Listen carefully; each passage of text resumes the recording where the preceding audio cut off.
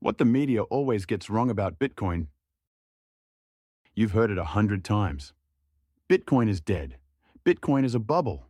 Bitcoin is for criminals. And every time it dips, they say, "See, told you so." But what if I told you that almost everything the media tells you about Bitcoin is wrong? Not just slightly off, but completely upside down. This isn't a rant. This is a story about truth, about power, and about how most people have no idea what Bitcoin really is, because they were never meant to understand it. Let's start here. Why does the media always sound the alarm when Bitcoin drops, but whisper when it breaks new ground? Why does every article feel like it was written by someone who hasn't read even the first page of the Bitcoin white paper? Why do financial experts keep comparing Bitcoin to tulips, while quietly ignoring the fact that tulips never came back 500 times stronger every time they were declared dead? There's a reason for that, and it starts with this uncomfortable truth. Bitcoin breaks the narrative, the one that keeps you dependent, confused, and compliant. Let's go back in time for a second. 2008. Global financial crisis.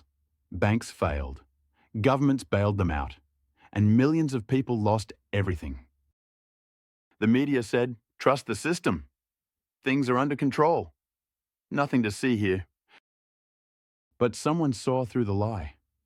An anonymous figure named Satoshi Nakamoto released a new kind of money, one that no one could print, no one could censor, and no one could control. That invention was Bitcoin, and from day one, it was a threat to the people who shape public opinion.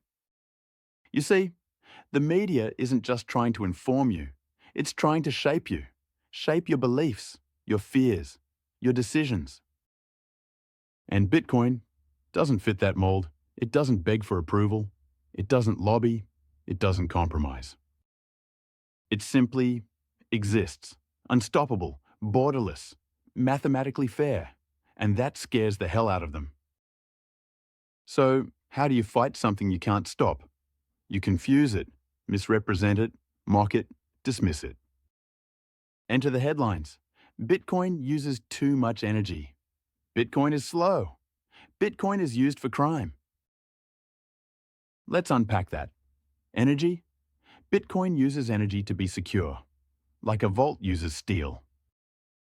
It doesn't waste energy. It transforms it into incorruptible truth. Bitcoin mining is what makes the network unhackable, unfakeable, unstoppable. Now, does the media ever compare that to the energy used by banks, ATMs, and armies defending fiat money? Of course not. Because the media isn't neutral. It's an extension of the status quo. So when you hear Bitcoin is slow, ask yourself, compared to what? To a Visa transaction? Sure, maybe, but only on the surface. What Visa doesn't show you is the 3 days of clearing, the chargeback risk, the surveillance, and the middlemen. Bitcoin settles billions, globally, without permission, every 10 minutes, with finality. Now let's talk about crime. This one gets thrown around a lot. Bitcoin is for criminals. You've heard that, right? But here's what they don't tell you. The US dollar is used for criminal activity far more than Bitcoin ever was. Why? Because criminals prefer cash. It's anonymous, untraceable, and accepted everywhere. Bitcoin? Every transaction is on a public ledger. It's the worst tool for crime, and the best tool for accountability. So why the distortion? Why does the media keep getting it so wrong? Because Bitcoin isn't just money, it's a mirror. It reflects the flaws in our current system. Inflation, censorship, debasement, corruption. Bitcoin doesn't just expose them, it replaces them. And that's the problem. Not for you, but for them. The bankers, the media moguls, the politicians, the central planners. They've built entire empires on top of a lie. That money must be controlled, that inflation is normal, that freedom must be licensed. Bitcoin says, no, money should be owned. Inflation is theft, and freedom is not up for negotiation. So when you see a hit piece on Bitcoin, don't ask, is this true? Ask, who benefits if I believe this? Who profits from your fear? Who gains if you never understand Bitcoin? Because once you do, everything changes. You stop seeing Bitcoin as a get-rich-quick scheme and start seeing it as a get-free-slowly movement. You realize it's not about price, it's about principle. Bitcoin doesn't promise riches, it promises rules.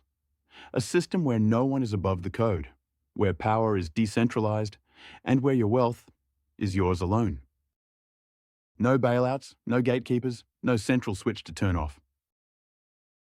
That's why they fight it, not because it's weak, but because it works.